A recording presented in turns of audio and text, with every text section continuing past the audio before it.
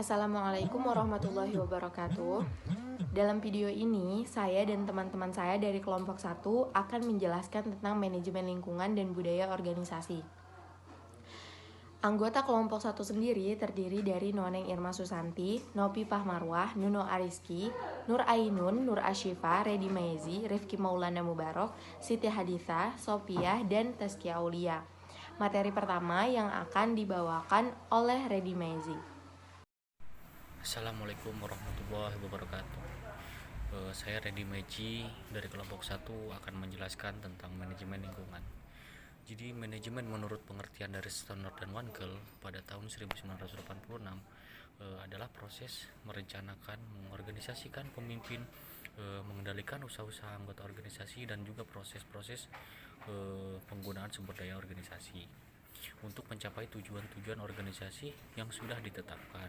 Sedangkan menurut Terry pada tahun 1982, manajemen adalah proses tertentu yang terdiri dari kegiatan merencanakan, mengorganisasikan dan juga menggerakkan sumber daya manusia, lalu sumber daya yang lain untuk mencapai tujuan yang telah ditetapkan.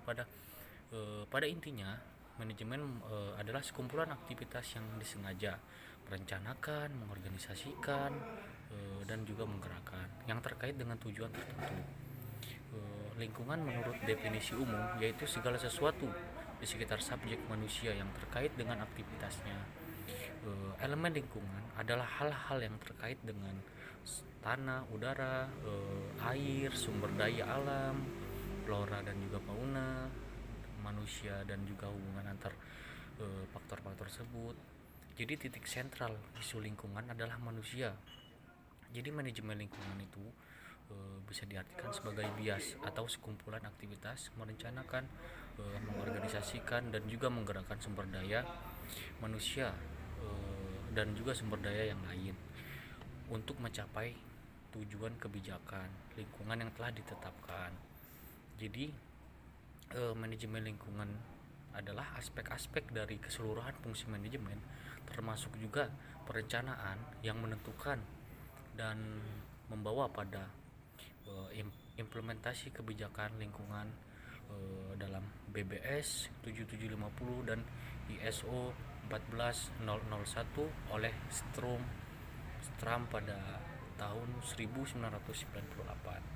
Mungkin sekian penjelasan dari saya. Terima kasih. Bismillahirrahmanirrahim. Saya Nur Ashifa Patakania. Di sini saya akan menjelaskan mengenai kebijakan lingkungan. Cakupannya, berdasarkan cakupannya, manajemen lingkungan terbagi menjadi dua, yaitu manajemen internal dan manajemen eksternal.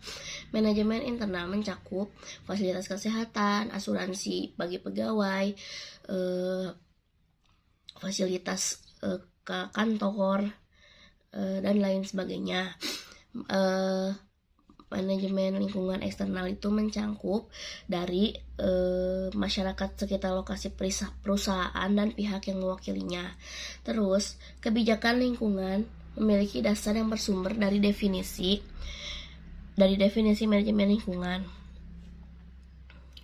Dari definisi manajemen lingkungan, evolusi kebijakan lingkungan. Kebijakan lingkungan telah dilakukan oleh banyak negara, termasuk negara yang terdaftar anggota OECD selama 25 tahun terakhir, telah menunjukkan evolusi yang tetap. Awalnya kebijakan difokuskan pada membersihkan polusi yang ada dan mencoba untuk mengurangi polusi dari sumber di titik pembuangannya. Sementara masih banyak yang perlu dilakukan untuk menghilangkan masalah-masalah lingkungan jangka panjang di negara-negara OECD. Dan untuk tetap pada jalur atau stay the course dengan banyak strategi manajemen sebelumnya, perspektif sustainable development yang telah diadopsi di Konferensi Rio 1992 merangsang langkah lebih jauh menuju kebijakan berfokus pada percepatan polusi, integrasi perhatian lingkungan, dalam keputusan ekonomi dan sektoral dan kerjasama internasional. Manajemen lingkungan menurut orientasi kebijakannya secara umum dibagi dua, yaitu manajemen berorientasi pemenuhan atau regulation compliance dan orientasi setelah pemenuhan atau beyond compliance. Menurut Marcus et al. 1997. Yang pertama, berorientasi pemenuhan atau regulation compliance. Kebijakan ini merupakan awal pemikiran manajemen lingkungan di perusahaan.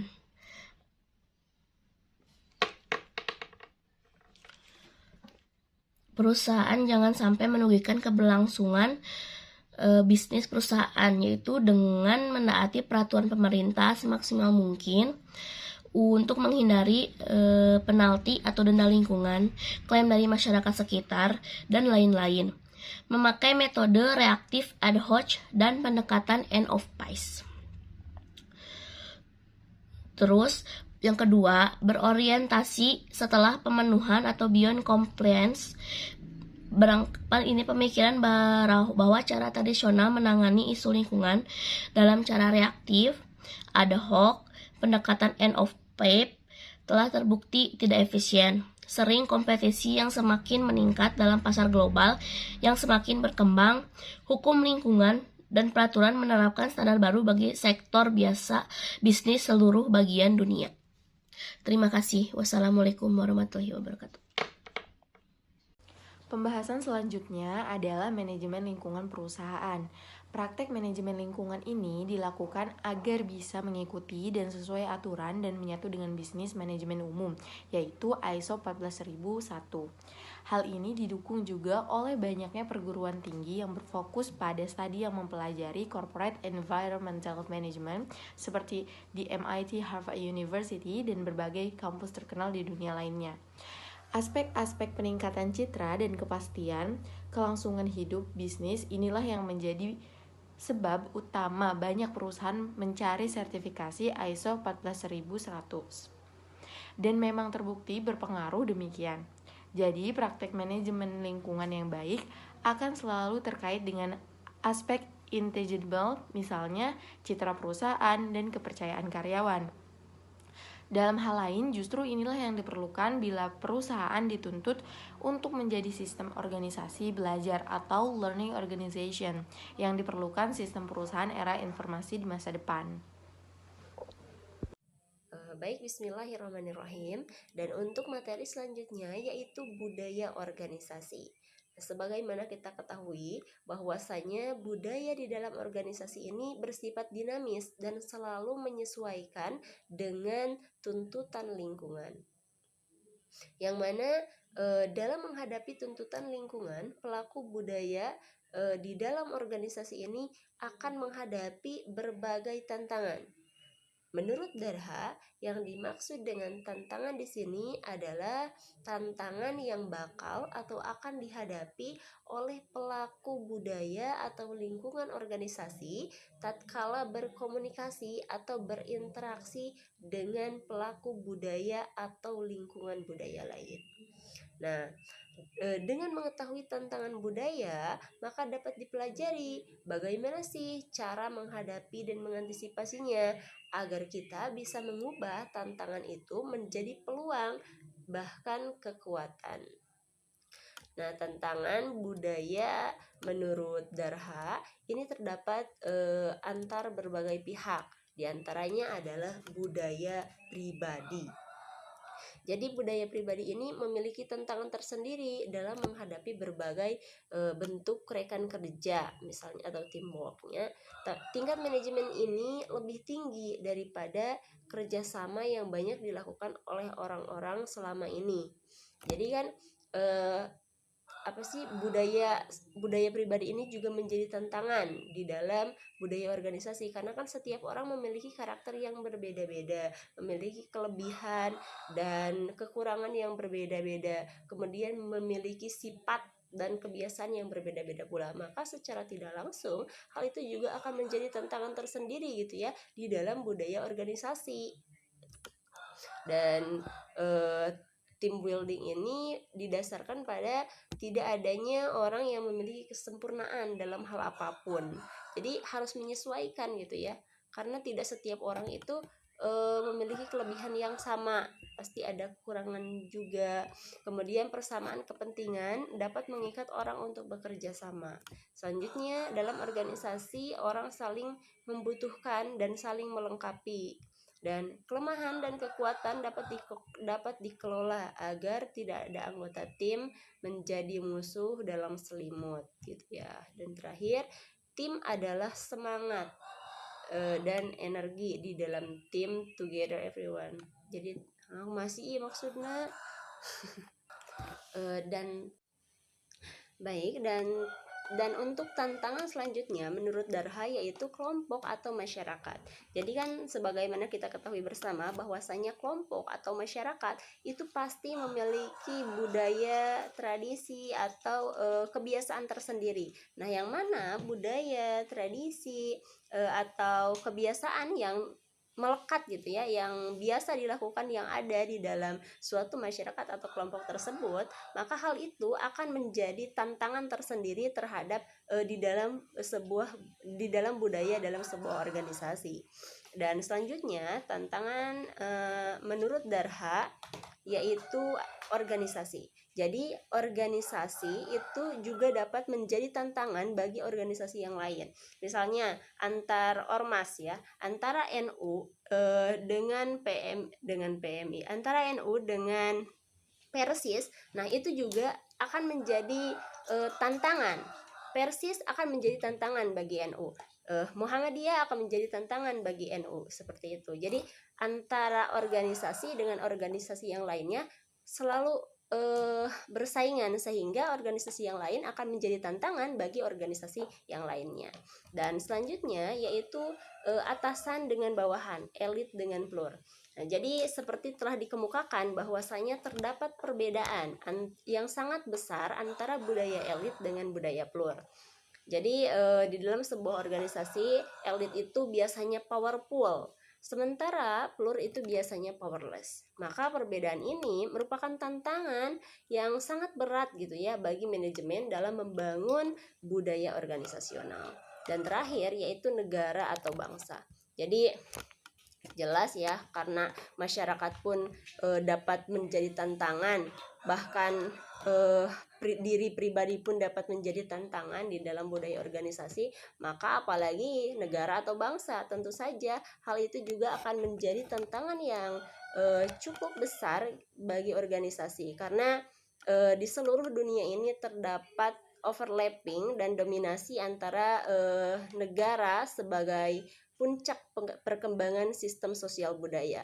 Maka ada bangsa yang didominasi oleh sistem kenegaraan seperti Uni Soviet, dan juga ada negara yang didominasi oleh kesadaran kesebangsaan. Maka jarang sekali gitu ya terdapat sebuah single state yang kongruen dengan sebuah single nation. Jadi negara itu juga dapat menjadi tantangan bagi organisasi. Selanjutnya yaitu budaya organisasi. Peter 1980 dalam Venice AT/AL 1990 halaman 226 menjelaskan bahwa beberapa tahun yang lalu beberapa periset memberikan penjelasan tentang praktik manajemen dan praktik organisasi dari banyak organisasi yang paling inovatif dan yang dikelola secara baik sekali di dunia. Riset tersebut antara lain studi perusahaan unggul McKinsey & Company yang baru-baru ini diselesaikan, studi William Ossie tentang perusahaan Jepang dan Amerika, studi Robert Moskenter yang belum rampung mengenai inovasi dalam perusahaan dan bagaimana inovasi tersebut diselesaikan, dan studi Richard Tanner, Pascal dan Anthony Ethos mengenai perusahaan Jepang dan mitranya dalam industri Amerika. Di samping itu, masih ada penjelasan mengenai proses inovasi dalam beberapa industri. Menurut Aussie dalam Benis ATAL 1990 halaman 226 sampai 227 menyebutkan berdasarkan studi ini tercatat sejumlah cara unggul menggunakan alat budaya untuk meningkatkan inovasi dan keunggulan manajemen. Namun juga harus diingatkan bahwa banyak cara pendekatan inovatif terhadap perusahaan dan manajemen ini mungkin berhasil banyak sekali hanya untuk satu perusahaan, namun sama sekali tidak berhasil untuk perusahaan yang lain, khususnya jika perusahaan itu tidak siap. Mungkin cukup sekian dari saya, kurang lebihnya mohon dimaafkan. Selanjutnya yang terakhir adalah kesimpulan. Manajemen lingkungan dan budaya organisasi yang keduanya memiliki keterkaitan dalam menentukan salah satu faktor kemajuan dalam sebuah perusahaan. Hal ini dipengaruhi oleh perusahaan yang mau bertahan lama harus memperhatikan lingkungan sejak dini agar bisnisnya bersifat berkelanjutan. Ada pertimbangan minimalisir risiko di sini. Karena tuntutan konsumen global yang semakin menginginkan lingkungan menjadi pertimbangan bisnis, ada kecenderungan perusahaan yang mempraktekkan manajemen lingkungan yang baik dapat menjadi organisasi hidup atau living organization yang mampu bertahan lebih lama di antara kompetitornya. Sedangkan untuk keterkaitan organisasi ialah manusia merupakan sumber daya manusia dalam sebuah organisasi. Perusahaan merupakan makhluk yang sangat mengikuti perubahan budaya di sekitarnya. Tanpa kita mengetahui apa saja perubahan yang terjadi dari sistem pasar, perusahaan akan mengalami keterpurukan karena tidak bisa bersaing dengan pasar. Pengelolaan budaya yang baik akan mempengaruhi bagaimana perusahaan menuju kesuksesan.